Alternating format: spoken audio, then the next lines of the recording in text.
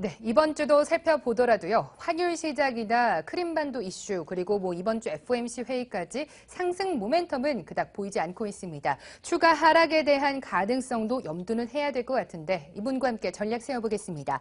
BNG증권 영업부의 임승현 대리입니다. 안녕하십니까? 네, 안녕하십니까? 네, 일단 지난주 우리 증시 점검해 보겠습니다. 2%나 하락했고요. 외국인의 매도가 공격적이었습니다. 정리 부탁드릴게요. 네, 전일 국내 증시는 우크라이나 우려감에 낙폭을 키운 글로벌 증시의 영향을 받아 하락 출발하였습니다. 장 초반 기관의 저가 매수세 유입에 1920포인트를 회복하였지만 중국의 하이신 철강이 두 번째 디폴트를 선언했다는 소식에 중국 시장이 급락하며 국내 증시도 반등폭을 반납하며 마감하였습니다. 코스피 지수는 14.48포인트, 0.75% 하락한 1919.90포인트로 마감했습니다. 투자자별로는 외국인이 4,734억 원의 매도 우위를 기록했고 개인과 기관은 각각 2,281억, 2,224억 원의 매수를 기록하였습니다. 업종별로는 대부분 업종이 하락 마감하였습니다. 운수업이 2%대 하락하였고 그 외 식료품, 은행, 건설, 증권 등이 1%대 하락한 반면 통신, 전기, 가스업은 상승 마감했습니다. 시가총액 상위 종목도 하락이 우세하였습니다.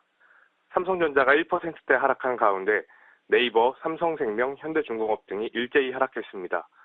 반면 한국전력, SK텔레콤은 상승 마감하였습니다. 네. 네. 글로벌적으로 이슈만 보자면 가슴이 답답하긴 합니다. 하지만 또 코스피 지수만 놓고 보자면 기술적 반등이 언제 나오나 기다려지기도 하는데요. 오늘 그 가능성 있다고 보십니까? 예, 최근 여러 가지 해외 악재들로 인해서 우리나라를 포함한 글로벌 증시는 기댈 곳을 찾지 못하고 있는 상황입니다. 우크라이나 크림반도 이슈와 중국 기업의 연쇄적 부도 이슈로 국내 증시도 불안감을 키워가고 있는데요. 오늘 아침 소식에서 크림반도의 러시아 귀속에 93%가 찬성했다는 출구조사 결과로 우크라이나 문제는 어느 정도 불확실성이 해소되는 국면에 있다고 보여집니다. 하지만 크림반도의 러시아 귀속은 어느 정도 예측되었던 상황이고 최근 중국의 과도한 차입 및 비효율적 투자에 대한 위기가 부각되고 있기 때문에 아직 안심할 수는 없는 구간입니다. 이런 불안감과 불확실성으로 글로벌 증시와 이머징 증시의 변동성이 높아질 것으로 전망되고 있고 향후 국내 지수의 방향성은 외국인들의 매도세가 이어지며 하락 쪽으로 흘러갈 가능성이 높다고 판단됩니다. 하지만 이번 주는 기술적 반등이 나올 수 있는 구간이기 때문에 단기 투자를 주로 하시는 분들은 대형주 중에서도 낙폭이 큰 주식들, 특히 운수창고 업종 중심으로 오늘부터 분할로 매수해 보시는 것도 좋은 전략이 될 수 있을 것으로 보이고 중기적인 관점에서 볼 때에는 경기 방어적 성격을 띠는 내수주, 통신주나 식료품, 금융주 등으로 눈 돌리시는 것도 바람직한 전략이라고 말씀드릴 수 있겠습니다. 하지만 지금처럼 불안한 시황에 가장 안전한 투자 전략으로는 현금 비중을 확대하여 시장의 추가 하락에 대비하시는 전략도 유효할 것으로 판단됩니다.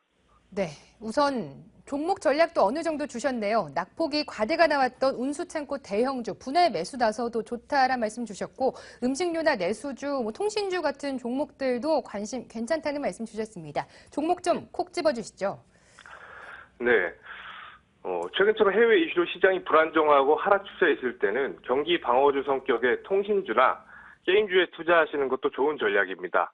관심 종목으로는 SK텔레콤과 NC소프트를 추천드리겠습니다. 먼저 21만 2천 원에 마감했던 SK텔레콤에 대하여 설명드리겠습니다. 최근 통신주들이 약세였던 이유는 마케팅 과열 때문이었습니다. 하지만 최근에 영업정지나 단말기 유통구조 개선법 등은 시장 경쟁을 완화시킬 수 있다는 측면에서 통신주 전체가 수혜를 입을 것으로 전망되고 있습니다. 따라서 중장기적으로 통신주의 수익성을 개선시키는 시장 환경이 조성될 것으로 예상되며 시장이 안정화가 되었을 때는 점유율 방어에서 유리한 마켓쉐어 1위의 SK텔레콤이 가장 수혜를 받을 것으로 전망됩니다. 목표가는 23만 원, 손절가는 20만 원으로 제시하겠습니다.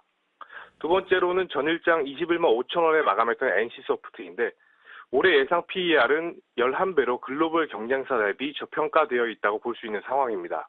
그리고 미국과 북미 시장의 와일드스타 출시와 리니지 모바일의 오픈 베타 테스트 등 촉매가 실현되고 있으며 블레이드 앤 소울 트래픽도 안정적 신호를 보이고 있습니다.